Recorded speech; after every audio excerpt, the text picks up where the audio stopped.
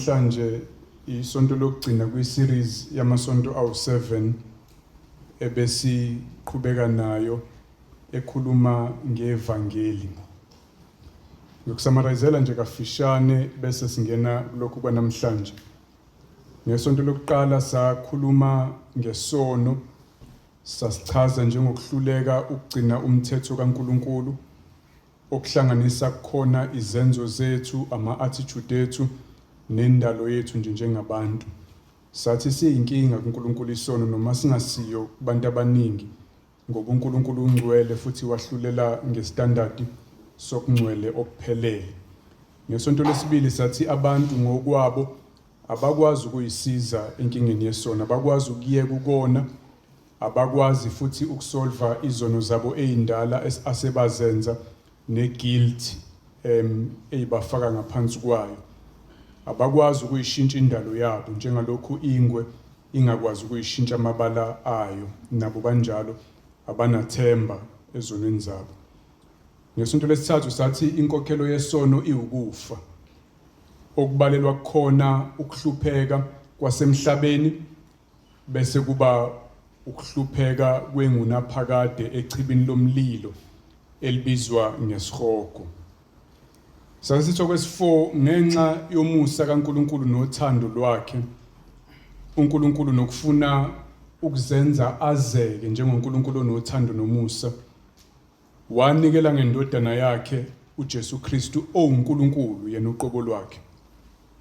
Willingly wafa uJesu endaweni yezoni, ngokufa kwakhe wayikhokhela izono ngokwanele. Ngakho uNkulunkulu usiyakwazi ukubaxolela abantu ngenxa yokufa kukaJesu.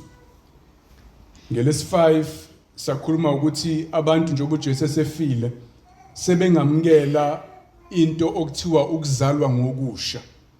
Sachaza ukuzalwa ngokusha njengokuxolelwa kwezono nokuguqulwa komphefumulo womuntu, okwenza ubugqila esonweni baphulwe ne-punishment yesono isuswe kumuntu osezelwe kabusha. Lokho kwamukelwa ngokukholwa kuJesu Kristu.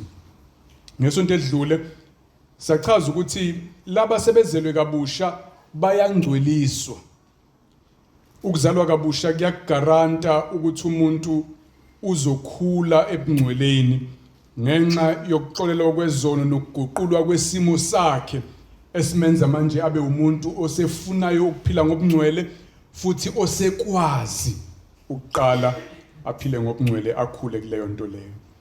Namhlanje sokhuluma ukuthi lokuzalwa kabusha esikwamukela ngenxa yokufa kukaJesu kuyaligaranta izulu, kugaranta ukupheleliswa kwalento yensindiso yethu nokungena kwethu ezulwini. Leyo nto engizoyichaza namhlanje. Umbuzo esiwuphendulayo ukuthi kwenzekani emva kokuthi umuntu esezelwe kabusha-ke ngenxa yokufa kukaJesu waqala wakhula enkosini, kulandelani kule project kaNkuluNkulu yokusindisa abantu ngevangeli? Iphelelaphi lento uNkulunkulu ayenzayo? Ihambe ifike kuphi? Sikuphi isiphetho sayo nokupheleliswa kwendaba yokuhlengwa kwabantu ngokufa kukaJesu ngevangeli? Ziwu-4 izinto engizofuna siyibone namhlanje. Okokuqala, kusanento uNkulunkulu asibekele yona endabeni yensindiso. Njengoba sisindisiwe manje, sizelwe kabusha, sikhule ebungcweleni, khona akukapheleli. Khona izinto uNkulunkulu asibekele zona. Okwesibili, isethembiso sevangeli umbuso wezulu.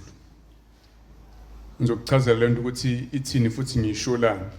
Umbuso wezulu, number 3, ubala kukhona zonke izinto uNkulunkulu azosinikeza zona kanye naye uNkulunkulu uqobo lwakhe. Makuthiwa umbuso wezulu kunenxanxathela yezinto ehambisana naleyo nto ebizwa ngombuso wezulu, engizofuna ukukubalela ezinye zazo ukuze wazi ukuthi iyaphi lento yethu yensindiso nenkazimulo uNkulunkulu asibekele yona.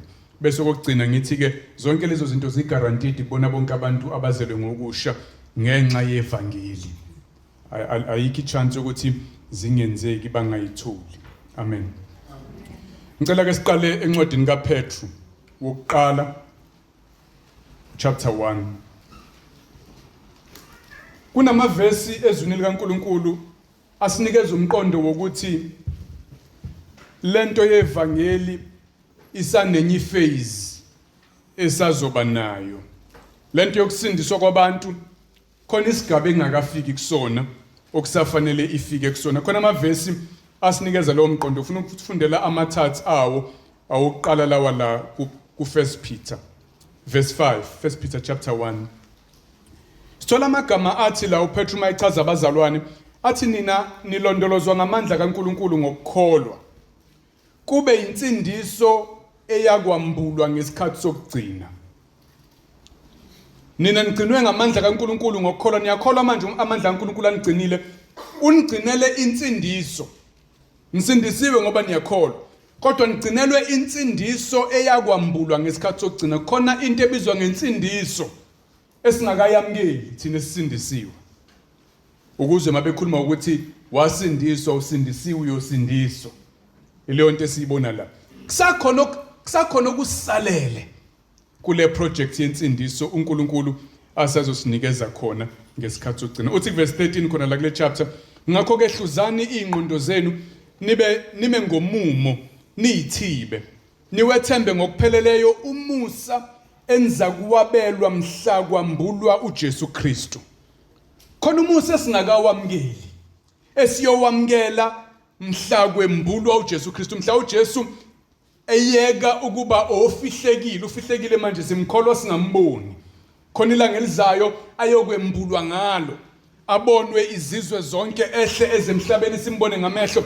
Ngalelo langa khona umusa uNkulunkulu ayosinikeza wona esingakawamukeli manje. Kusakhona izinto ezisalele noma sesindisiwe, sizelwe ngokusha, sikhule enkosini, khona isigaba esisasele. KwabaseFilipi ku chapter 1 uverse 6 ujwayele uthi nginesibindi ngempela sokuthi owuqalile umsebenzi omuhle kini uza kuwufeza kuze kube usuku likaKristu Jesu. Leli gama lithi uza kuwufeza lichaza to bring something to completion, ukuqedela into. Qaliwe lento kodwa ayakapheleliswa. Mayithi uza kuwufeza uzoyiqedela uNkulunkulu lento eqale. Lo qale umsebenzi omuhle kunina, umsebenzi omuhle ukunizala kabusha ngevangeli, ukunigcwalisa ngamandla kaMoya oNgcwele, anikeze izwi lakhe, anikeze ibandla, anisize nikhule enkosini. Muhle lo msebenzi uNkulunkulu awenzayo empilweni zabantu, kodwa kusanesigaba asazosifeza ngosuku lukaKristu Jesu. Khona okusasele iBhayibheli liyakunika lowo mqondo. KuRomans 13 verse 11, yenzani lokhu ngokuba nazi isikhathi ukuba sekuyihora lokuba nivuke ebuthongweni. Khona izindaba ekhuluma ngazo zemsebenzi emihle, uthi zenzeni ngoba niyazi ukuthi sekuyisikhathi sokuthi nivuke ebuthongweni, anikwazi ukulala manje. Ngokuba manje insindiso isisondele kithi kunalesikhathi esaqala ngaso ukukholwa. Phaphamani bazalwane, niphile ngokungcwele, ningasaphile ezonweni, ngoba insindiso isisondele kunalesikhathi esaqala ngaso ukukholwa. Ngesikhathi isikholwa sasindiswa, kodwa kunensindiso esondelayo esisikhathi siqhubeka siya ekubuyeni kaJesu. Khona insindiso esasisalele phezulu lensindiso sesinayo. Khona ukupheleliswa komsebenzi kaNkulunkulu omuhle ezimpilweni zethu phezulu lomsebenzi asewenzile awenzayo omuhle. Khona insindiso yakwambulwa ngesikhathi sokugcina.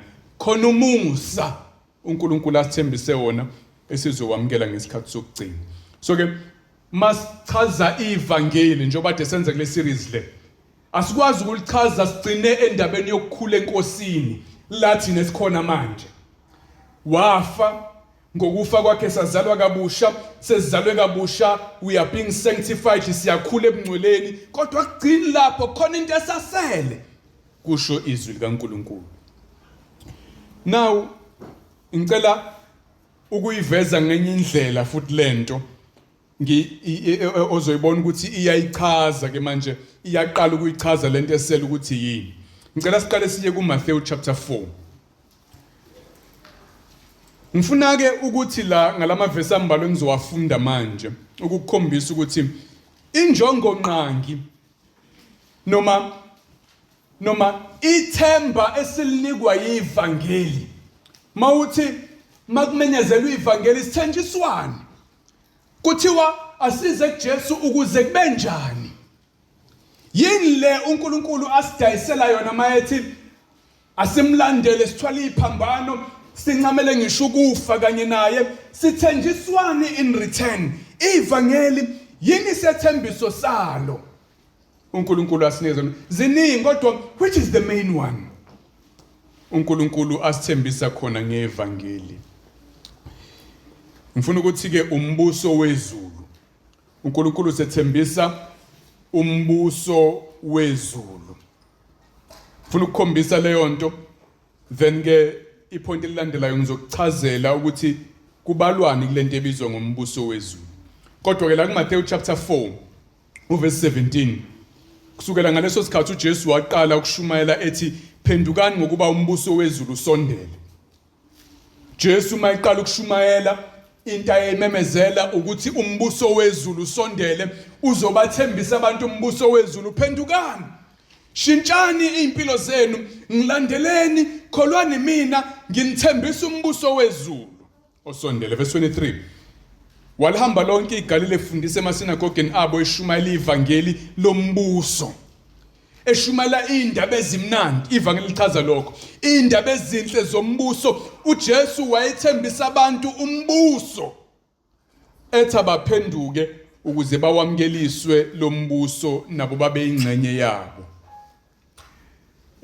kuMatthew 24 ngikhethe nje ukubhekela la kuMatthew ziningi indawo bengingaya kuzona. kuMatthew 24 le ndaba yombuso uyabona ngoba umunye uzothi sikuwona umbuso kaNkuluNkulu manje we are in the kingdom. Yebo iqiniso lelo kodwa futhi kuvela ngokusobala ukuthi khona ielement yombuso esingakangeni kuyona ezoza ngesikhathi sokugcina. Khona lento yevangeli lombuso nombuso wezulu khona into ngayo esingakayamkeli manje. Kuchapter 24 verse 12 uthi liyakuphola uthando ngenxa yokwanda kobubi. uJesu ekhuluma ngesikhathi sokugcina kepha okhuthazelayo kuze kube sekupheleni nguyena oyakusindiswa. Leli ivangeli lombuso liyakushunyelwa ezweni lonke. uverse 14 lo kube ngubufakazi ezweni zonke andukuba kufike umhla wokuphela.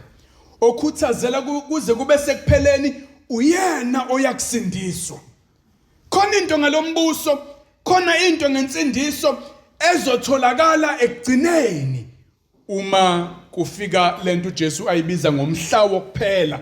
kuverse 14 ayibiza ngokubekezela ukuze kube sekupheleni. Kukhona into ngombuso kaNkuluNkulu esiyoyithola ekupheleni. Uthi kule chapter landelayo chapter 25 uverse 34 inkosi iyakuthi kulabo abangoke sokunenisayo zanini nina enibusisiwe ubaba nidle ifa lombuso enilungiselwe selokhu kwasekelwa umhlaba. Kuleli verse njengoba ekhuluma ngombuso kaNkuluNkulu again ukunikeza umqondo wokuthi umbuso kaNkuluNkulu uthi kulabo abangakwesokunene zanini nina enibusisiwe ubaba nizodla ifa lombuso enilungisele wozani nizongena la enibizelwa khona kunefa elibizwa ngombuso kaNkuluNkulu. Ngamanye amazwi kunezinto ezinye ezibalwayo kulento yombuso kaNkuluNkulu esiyozidla njengefa ngelanga lokwahlulelwa uNkulunkulu asibizela kulona. Khona isigaba esisasele kwinsindiso yethu. Insindiso sithenjisa umbuso kaNkuluNkulu. Khona into esasele embusweni kaNkuluNkulu ngale ndaba yensindiso. Ngicela ke ukubala ezinye zalezinto engithi mina zibalwa kulento yombuso. Ngiyathemba nisa-tracker numbers alwana. Ngifuna ukukhuluma, ngizama ukunichazela ukuthi uNkulunkulu usibekeleni ngenxa yevangeli. Ultimately siya kuphi? Sesixolelwe izono, sesiqalile ukuphila ngobungcwele. Lithi iBhayibheli ikhona esingakakutholi, ekumele sikuthole ngenxa yokufa kukaJesu, ngenxa yevangeli. Kunezinto uNkulunkulu asasibekele zona esingakazamukeli manje. Samariyazo umbuso wezulu. Yini ke le uNkulunkulu ayiphethe? Mayethi uJesu kulaba abangakwesokunene, wozani nizongena nizodlifa. Yini leli lifa leli? Ulibiza ngefa lombuso wezulu. Kodwa can you say a few more words Jesu ngalento? Yini lo mbuso wezulu? Kukhulunywa ngani? Ngoba sidinga siyibanga indaba yombuso emabandleni. Khona bathi umbuso makuthiwa sisembusweni kaNkulunkulu, kusho ukuthi asiba amamillionaire namabillionaire. Futhi singaguli. Zonke into zethu zihambele kahle emhlabeni. Angutholi kahle umqondo wento enjalo. Kunaligama lithi owezulu umbuso. Kunalezi zinto ezikhomba ukuthi siwamukele ekugcineni umbuso kaNkulunkulu. Khona into engahlali kahle makuthiwa siwamukela yonke into manje sisasemhlabeni, akuveli kahle eBhayibhelini. Kodwa ke lithini iBhayibheli, singathini ngombuso kaNkulunkulu, sithenjiswana? Ngicela ke for ukwenza lento manje ngizofuna uvule endaweni ezimbili. Uzobuka ngala, ubuye ngala, ubuye ngala, ubuye ngala. Ufuna uvule kuMatthew 5. Ubambe bese uvula ngala kuRevelation 21. Ngifuna ukukhombisa izinto uJesu ayithembisayo as umvuzo wevangeli, lezi zinto ezibizwa ngombuso wezulu, bese futhi uyayibona zifezeka kuRevelation. Ngala ziyathenjiswa uJesu eqala iministry yakhe, ngala kubhalwa umlando wefuture. Sesizamukela lezi zinto uNkulunkulu asithembisa zona. Yila indaba yensindiso iyopheleliswa khona la. Ngikhombisa isiphetho ukuthi lento yethu yaphi, indaba yevangeli ihamba igcinephi. Yini isethembiso? Last number wesethembiso salento yevangeli. kuMatthew 25 unale passage esuka kuverse 1 kuya ku12 ebizwa ngama beatitudes. La ethi uJesu babusisiwe abanjengoba izethembiso leziyana uJesu ayinikeza abantu abasembusweni kaNkulunkulu. Verse 1, kwathi uJesu ebona iziquku wenyukela entabeni esehlezi phansi abafundi bakhe beza kuye. Wayesevula umlomo waqala ukubafundisa ethi, babusisiwe abampofu emoyeni ngokuba umbuso wezulu ungowabo. So ke ukhuluma ngokubusiswa kwabantu abazokwamkeliswa umbuso wezulu. We've already seen leli temu umbuso wezulu, and lokho kulandelayo kuyasiza ukubona ukuthi leli temu lombuso wezulu lihamba nani, liphetheni kulona. Number 1 into ayibalayo kuverse 4. Babusisiwe abakhalayo ngokuba bayaduduzwa. Embusweni wezulu siyokwamkeliswa induduzo yengunaphakade. Emhlabeni siyakhala, emhlabeni kunobunzima, kunosizi, kunobuhlungu, kunayo yonke inhlobo yenhlupheko. Kodwa masingena embusweni wezulu sizokwamkeliswa ukududuzwa. uNkulunkulu uzoshushuzela, asuse ukukhala nobuhlungu, asenze siduduzeke, sithokoze ingunaphakade. We will receive eternal comfort ezandleni kaNkulunkulu. Umbuso wezulu uza nokududuzeka kwabo bonke abayongena kuwona, beduduzwa kubona bonke umzima bake badlula kubona. Umbuso wezulu ukhuluma ngenduduzo uNkulunkulu ayosinika yona. Thanike ngale kuleli sandwich lethu ku Revelation 21 uyibone leyo nto ikhulunywa lapha ku verse 4. Revelation 21 siyabuyela ngale. Ku verse 4 uJohane uyayiloba lento, ubhala umlando wezinto engakenzeka uJohane, uyayibhala isiyenzeka lento uJesu ayithembisayo ngala. Uyakuzesula zonke inyembezi ku verse 4 Isambulo 21. Zonke inyembezi emehlweni nabo. Ukufa akusayi kuba khona, ukudabuka, ukukhala, ubuhlungu akusayi kuba khona. Ngokuba okokuqala kudlulile, ohlele esihlalweni sobukhosi wayesethi manje ngenza konke kube kusha. Wathi loba ngokuba lawa mazwi athembekile futhi ayiqiniso. Ungena embusweni wezulu. Ivangeli elisingenisa embusweni wezulu lisithengele sizokwamukeliswa kanye nombuso wezulu induduzo yengunaphakade. Ubumnyama may last for a night, kodwa joy will come in the morning. uNkulunkulu sethembisa ukududuzeka einhlizweni zethu kwaphakade. Siyophila kanjalo kulesi thembiso esinikezwayo. Number 2, mawubuka again laphana ku Matthew 5 verse 5. Babusisiwe bamnene ngokuba bayakudla ifa lomhlaba. Into yesibili ebalwa kulento yombuso wezulu, ifa lomhlaba. uNkulunkulu uzosinikeza umhlaba kube ngowethu thina ezizele kabusha, thina esindisiwe. Kunelanga elizayo la uNkulunkulu eyothatha umhlaba ezandleni zabantu abangamfuni uNkulunkulu abamahlubuka okwamanje unikwe bona. uSathane ubizwa ngoNkulunkulu walelizwe. Usezandleni zakho umhlaba. Uwabela igilamkhuba zakhe njengokuthanda kwakhe. Ibona ababusayo. Kubusa abantu abangakholwa manje, ibona abasetha ama trends, ibona benza imithetho, ibona abaphethe umnotho. Ibona abaphezulu thina siphansi, kodwa kunelanga elizayo la khona ifa lomhlaba liyobuyiselwa kubantwana bakaNkulunkulu. Bonke abamnene abangayiphakamisi against uNkulunkulu njengabantu abangakholwa bayodla ifa lomhlaba. uNkulunkulu uyosinika umhlaba kube ngowethu. Kodwa futhi akayi kusinika lo ubafanele laba nokuguga kwawo nobubi bawo nama-disaster oza nawo. Lo mhlaba obuye uzamazama ugunya abantu, udiliza izindlu kufa abantu. Lo mhlaba obuye uproduce ama-tsunami kufa inqwaba yabantu. Lo mhlaba ogcwele idumbu ngaphansi eyibolayo. Kulungile abawugcine lo. Khona omusha uNkulunkulu asazosenzela wona. Pheqa ngale kwisambulo ubone. Isambulo 21 verse 1 uthi uJohani mayibhala lomlando we-future, the history of the future. Ngase ngibona izulu elisha nomhlaba omusha. Ngokuba izulu lokuqala nomhlaba wokuqala kudlulile nolwandle lisekho. Lisazodlula leli izulu lamanje lithizwa uNkulunkulu isibhakabhaka siyogoqwa njengengubo.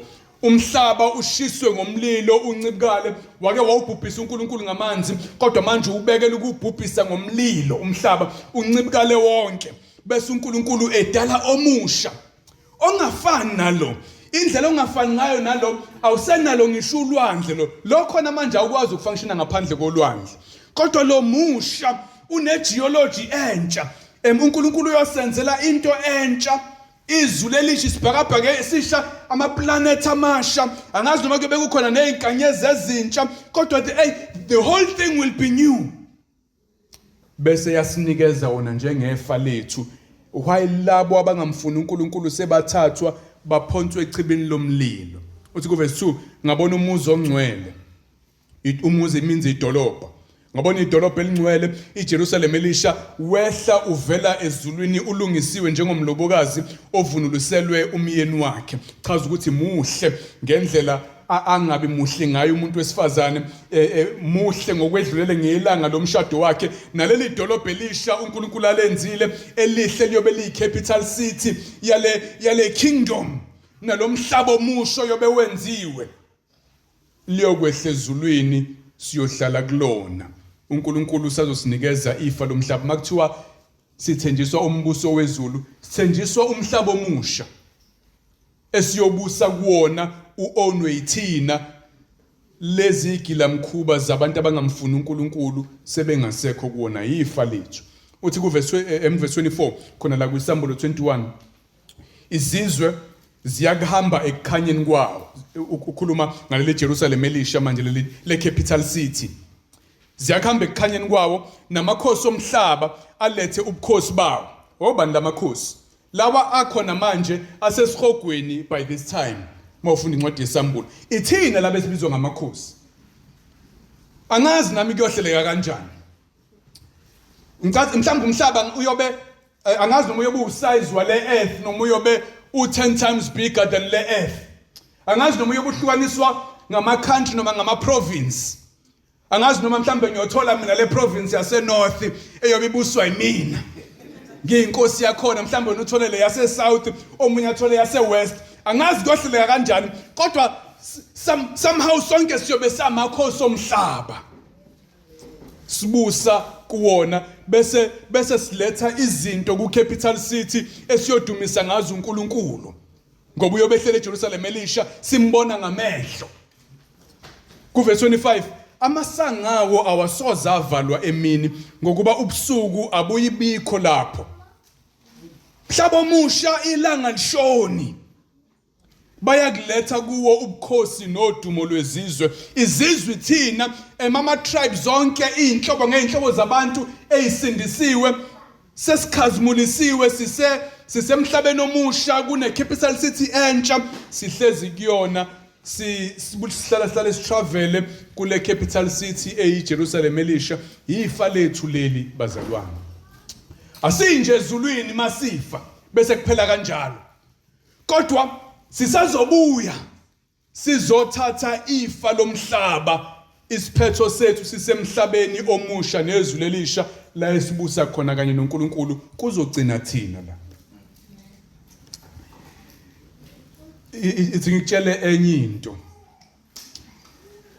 Lo mhlaba musha unedolobha elisha lemzimba yethu ayiumeshi lo mhlaba lo. Lo mzimba esinawo manje awuyimeshi lenkazimulo yalento entsha uNkulunkulu asithembise yona. Asikwazi ukungena noshukela kulento le. Asikwazi ukungena nemzimba ekhathalayo ibuyidinga ukulela uyezwa kuthiwa abukho ubusuku la. Ilanga lishoni. Manje lo mzimba wami obuye udinga ubuthongo ngeke uzufithe kule existence entsha. Akayimzimba oqhugayo, okhwehlelayo. Othola icancer no TB awufithi kulento le. Bese thu Paul e1 Corinthians 15 uverse 50 bazalwane. Ngisho lokhu ukuthi inyama negazi ayiyukulidla ifa lombuso kaNkulunkulu. Kanjalo nokubola akunakulidla ifa lokungaboli. Le nyama negazi ngeke lidle lelifa lombuso esithenjiswa wona. Into ebolayo njengale efayo incwatshwe ekhathalayo elimalayo ibleed yonke leyo nto ayinakulidla ifa lezinto zengunaphakade uNkulunkulu asithembise zona. Sidinga a different kind of body. Athi verse 51 1 Corinthians 15 lo.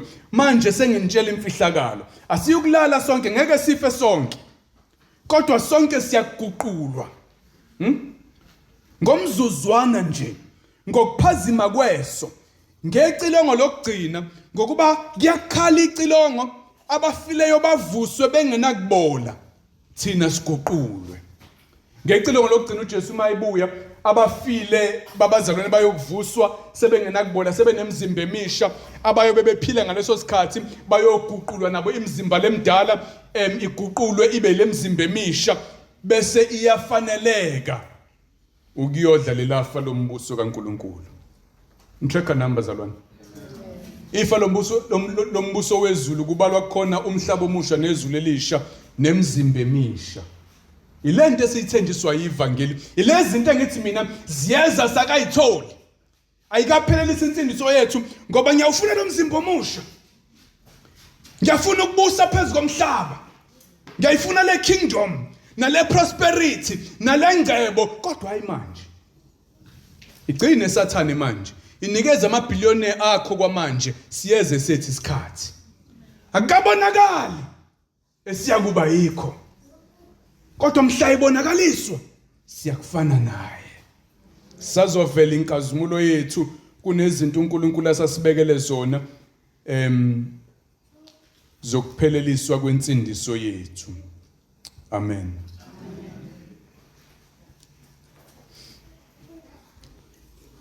Number 3. Awubuyele ngale ngithi bengilokhu ithi yenza kanje. Number 3 ku verse 6 Matthew 5. Babusisiwe abalambele bomele ukulunga ngokuba bayakusuthiswa. Nansi enye into ephethwe ilento yombuso kaNkulunkulu esithenjiswayo. Nansi enye element, nansi enye nasi isithelo na omunye umkhantela wale ngizoyibiza ngani lento le. Lesiqu esiphethe incancathela yezinto uNkulunkulu asigigabeza ngaso mayethi usinikeza umbuso wakhe. Phethe into eziningi lento kuyona.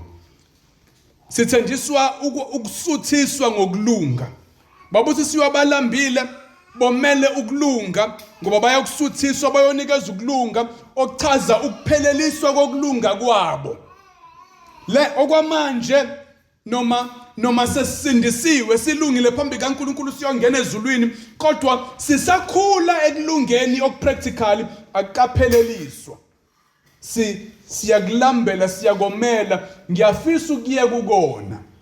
Ngiyafisa ukumjabulisa uNkulunkulu ngendlela ephelele empilweni yami kodwa into engisayomele leyo engakafiki kuyona uthi uJesu ngiyakusuthiswa ngayo mina engizelwe ngokusha ngiyokwenziwa perfect ngamanye amazwi. Yilo musa uNkulunkulu asithembise wona mayifika uJesu mawuya ngale kwesambulo uyawubona wenzeka. Kuleli Jerusalem elisha kuverse 8 ayikho into embi engena khona ngamanye amazwi thina esiyobe sikhona siyobe sesenziwe sangcwele. Uthi uverse 8 kepha amagwala abangakholwayo abanengekayo ababulali abenza izono zokocansi abathakathi abakhonza izithombe nabo bonke abaqamba amanga isabelo sabo siyakuba sechibini elivutha umlilo nesibabulo lokhu kukufa kwesibili. Athi verse 27 akukho lutho olungcolileyo oliyakungena kuwo lo muzi iJerusalem elisha.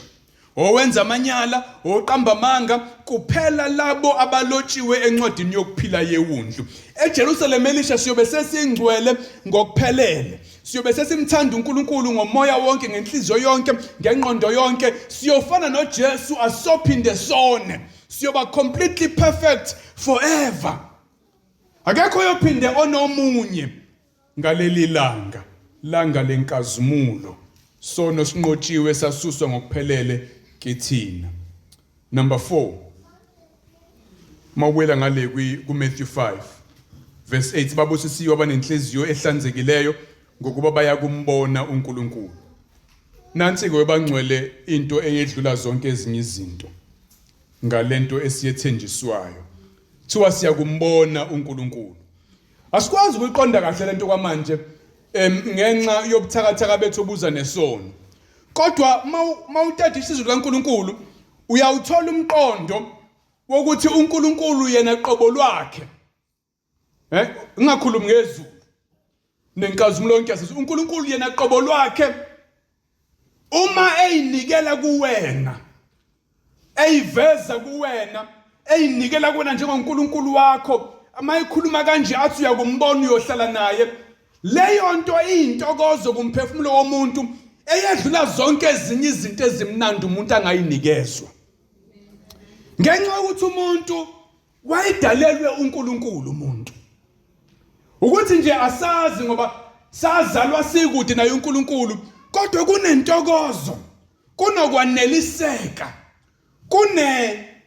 kunegcwala ubhavu buthabalala yaneliseka full house emphefumulweni womuntu ngokunikezwa uNkulunkulu uqobo lwakhe. Khona ipleasure ubumnandi esingakaze sibutaste bangcwele esiyobutaste ngokubuka uNkulunkulu ubuso nobuso bese bukhoneni bakhe engakudinelwe ekwamukele khona uhlobo likaCosololo esiyoluzwa ngalelo langa. Ukuze iBhayibheli malithi akukabonakala futhi indleba ayikazizwe akukaze ngene ngisho emqondweni womuntu eyihlala kaze libone izinto uNkulunkulu ayilungiselele labo abamthandayo. Ikhuluma ngeinto efana nalezi ongazi ungayichaza kanjani mayichazela umuntu ngoba yikho into efana nazo akwazi ukuyifanisa nalutho lento le yokuthi babusisiwe abanhliziyo ehlanzekile ngoba bayakumbona uNkulunkulu.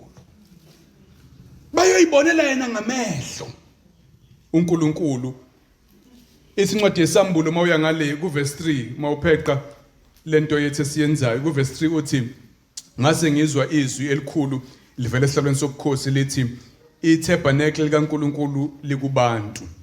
Uyahlala nabo babe ngabantu bakhe yena abe nguNkulunkulu wabo.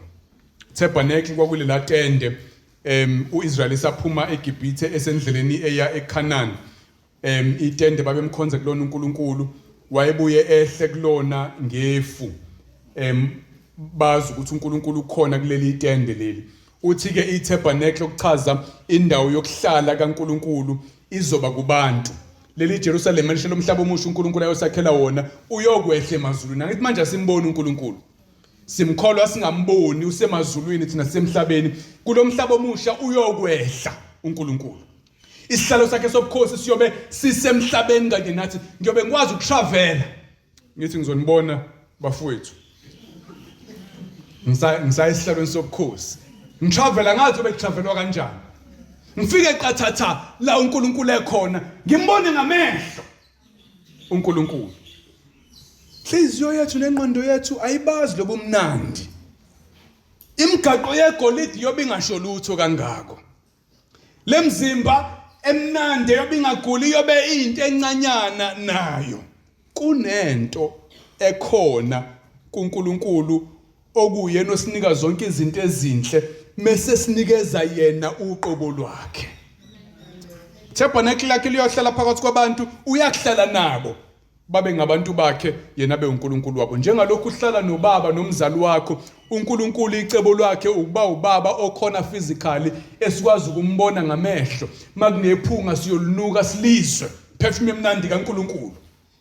Siyozwa itemperature njani around uNkulunkulu. Sazoba mnandi bathanga. Sazoba mnandi. Uthi ku verse 22 la kwincwadi yesambulo. Angilibonanga ithempeli kulomuzi kuleli dolobha leli ngokuba inkosi uNkulunkulu somandla iyithempeli lawo kanye newundlu. Thempeli indawo la ohamba khona uyokhonza uNkulunkulu, kwakhona izinto ezaziyinsiza, khona ialtare, khona indawo engcwele nomphongolo wezivumelwane, kunama symbols ayikhona ayesiza abantu bakhumbula uNkulunkulu, bacabanga uNkulunkulu. Alisekho manje indaba yama symbol. Hayi alikho ibandla okuhlangana kulona uNkulunkulu engekho. Sidla isidlo senkosi sikhumbula ukufa kwakhe kodwa simboni ngamehlo. Alisekho leyo nto. Yena uqobo lwakhe uyobe eyithempeli. Masifuna uNkulunkulu siyoya kuyena ngqo. Siyongena emain bedroom yomzali wethu. Amen. Uthi verse 23, umuzi awudinga ilanga nenyanga ukuze kukhanyise, ngokuba inkazimulo kaNkulunkulu iyawukhanyisa nesibani sawo yiwundlu. Nelanga manje lesikhanyiselayo liyisibambiso, kodwa ngaleli langa asiyokudinga ilanga. uNkulunkulu uqobo lwakhe uyobekhanya ekhanyisa le capital city esiyobe sikuyona, siyobe simbona ngamehlo. Wela ngale ku Matthew 5 nyanga sekupheleni ke manje. Unumber 6 walezinto ezibalwa embusweni kaNkulunkulu ukuadoptwa sibe abantwana bakaNkulunkulu. Uyahambisana kakhulu number 5 verse 9, babusisiwe abalamlayo ngokuba bayakuthiwa bangabantwana bakaNkulunkulu. uNkulunkulu yoba adopta babizwe ngabantwana babo. Kuyisambulo 21 verse 7 uyayibona yenzeka. Onqobayo uyakudla ifa lalezo zinto, futhi ngiyakuba nguNkulunkulu kuye yena abe indodana kimi. Lento yeadoption bangcwele angisana isikhathi ukuyichaza, kodwa ngifuna ukuyisummarize kanje. Iadoption ukadoptwa uNkulunkulu, mayithi uNkulunkulu siyakuba abantwana bakhe, esibe amadodana yena abe uNkulunkulu wethu. Usho ukuthi zonke izinto ayizona nanazo njengoNkulunkulu ziyonikwa thina. Yilo mqondo ofika kuwena makuthiwa uElon Musk ufuna ukuadopta ube umntwana wakhe. Fikani kuwena? Hey, ngahla mina kababa. Amabhillion. Yonke into inkampani. Konke okukhona kuyifa lami. Makuthiwa uyak-adopta lo billionaire richest man in the world, kufika kuwena ukuthi yonke into ayiyona nezinto anazo zingezami ngahlabana. Ilo mqondo kufanele ube nawo mayithi uNkulunkulu yoba indodana kuyena. Awu, ngahla mina kababa. Ngoba ubani ocabe njengoNkulunkulu? Ubani onezinto njengoNkulunkulu? Indlela yakhe uNkulunkulu yokuthi hey nina man, yekani indaba zezinto ezincane zasemhlabeni niyindlalifa zami. Indlela yakhe ukuthi konke enginakho kungokwenu. In fact ayikho into bangcwele angasinikezile uNkulunkulu. Yini angasinikile yona? Usinike indodana yakhe uqobo lwayo. Yazofa endaweni yethu. Usinikeza umoya wakho ongcwele. Uphila ngaphakathi kuthina. Yini enye engasinika yona?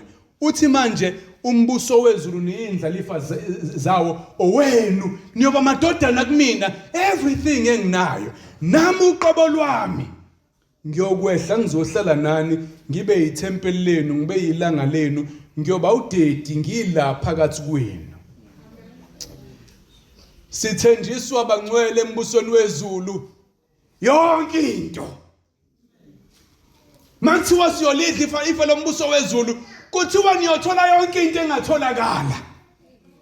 Ayikho into esingeke siyinikwe. Leli gama elithi umbuso wezulu indlela kaNkulunkulu yokuthi bala uthande ola ugcina khona everything ongayicabanga. uNkulunkulu eseqedile ngalamaniki oniwe isono alomhlaba wamanje yonke enye into kuyobe kweyethu. Ivangeli lisithembisa everything. Niyangizwa kodwa bathanda. Yonke into kuyobe yakho.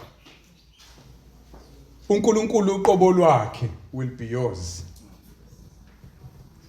Nakho konke anakho.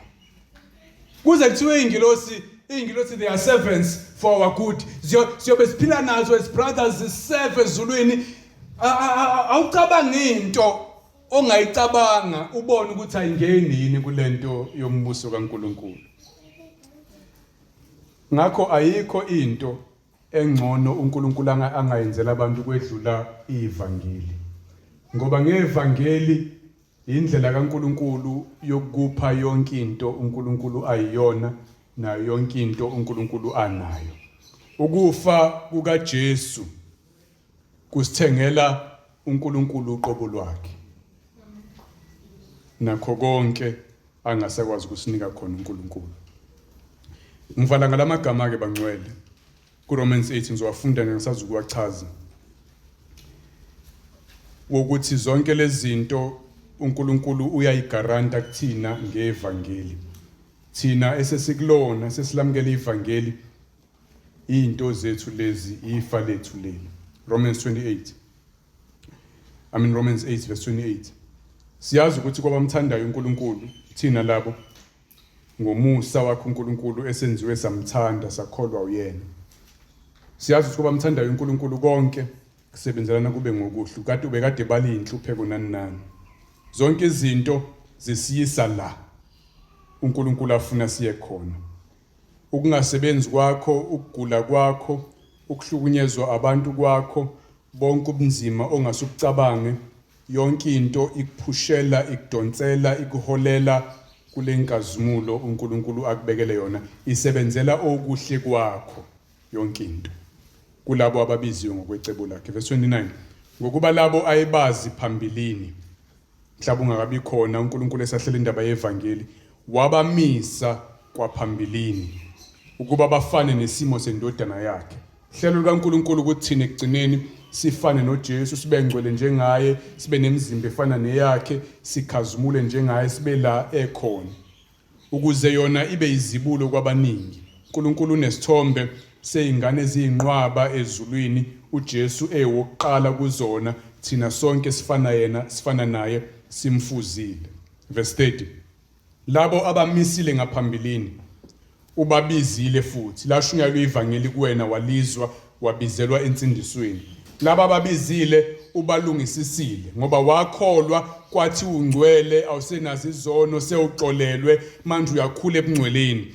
Labo abalungisisiwe ubakhazumulisile futhi ubanikile yonke lento yombuso wezulu, sekungathi seyenzekile already, i-guaranteed, ngoba uNkulunkulu oqale umsebenzi empilweni yakho uza kuwufeza kuze kube usuku kaKristu. Ayisekho into engamendleleni yakho, ngisho inhlupheko. Uthi uPaul ngisho into ezikhona nezisazoba khona, ngisho amadimoni emkhathini, noma abantu emhlabeni, noma ukweswela, noma ukuhambaza, noma inhlupheko, ayikho into engasahlukaniswa nothando kaNkulunkulu kuKristu. Lezi zinto zi-guaranteed ngoba lo qalile uzofeza, akayikwahluleka ukuqeda umsebenzi awuqalile uNkulunkulu ezimpilweni zethu.